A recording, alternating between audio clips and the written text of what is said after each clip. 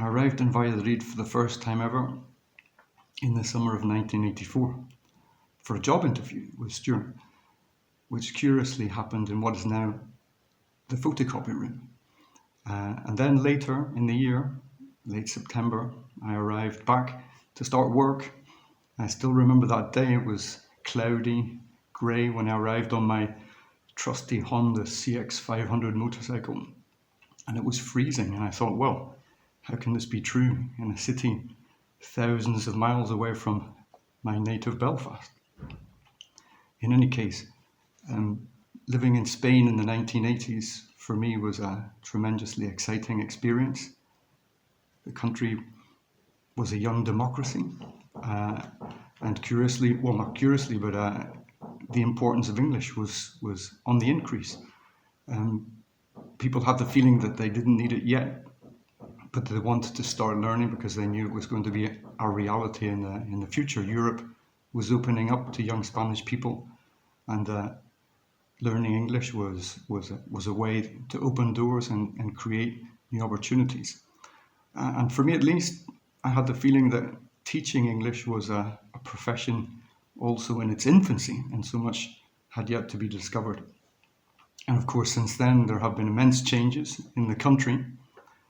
Spain feels like a completely different place. And also in our profession, our teaching methods have progressed and improved immensely. And I would say that 90% or 95% in my case of the experience and the observation of all of these changes has been while I've been working at Warwick House. Memories, well, the memories are innumerable. I've probably forgotten more than what I can remember. Just thinking of the number of teachers who've passed through the school, just thinking of the number of students who've passed through the school kind of makes you dizzy. I just like to focus on the traditions which have survived over the years. The first one is Christmas dinners. Back in the 80s, we had our Christmas dinner in a bodega in Fuensaldana, and then afterwards, the youngsters, we'd go down to a bar, a cafe bar in the village, and have a café irlandés.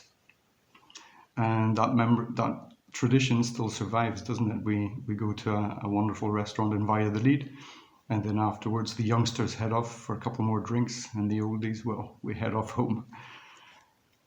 Other traditions that have existed from the very beginning, Parents' Day and the mock exam, which are necessary functions, and apart from this necessary function, they're also of a kind social occasions. After Parents' Day, we have the meal, but we also have the little break in the middle where we sort of have the opportunity to chat. And the same is true of the mock exam. We're correcting and chatting at the same time. So it's work, but it's an opportunity to share and to get together. And well, it just gives me goosebumps thinking about the return of Fruit and Chocolate Thursdays. And the 40th anniversary of Warwick House. Well, for me, that's a landmark achievement. Warwick House has grown, developed and flourished over the years. It's a school that has embraced new methodologies, new technologies. It's a school that has survived, and a school that has taken the rough with the smooth over the years.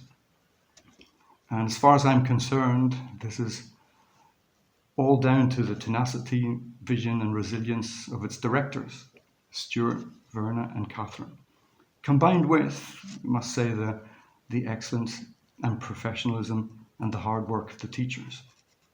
So I can only say that I'm proud to have been round for 30 odds of the 40 years of Warwick House.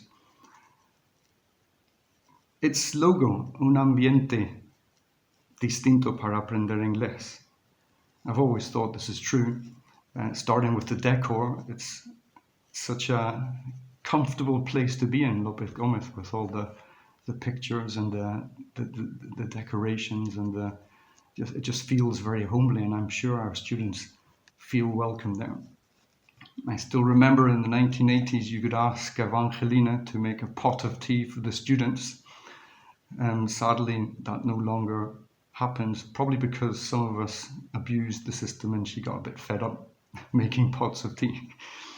But it was a wonderful thing while it lasted, and I'm sure that not many schools around the country offered that service.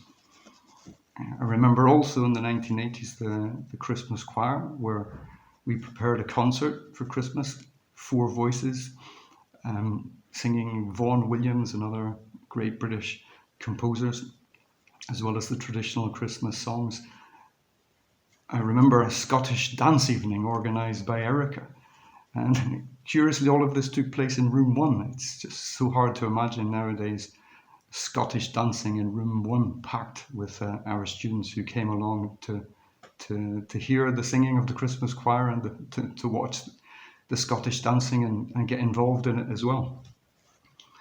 And of course, this ambiente distinto has remained stable over the years. We've had spelling bees, we've organised the 500th anniversary of Shakespeare and Cervantes, and even more recently, the very emotional letters, pandemic letters that our students wrote and sent to us. So basically, my conclusion, I'm delighted that we're celebrating 40 years of Warwick House, and all I can say is roll on the half century.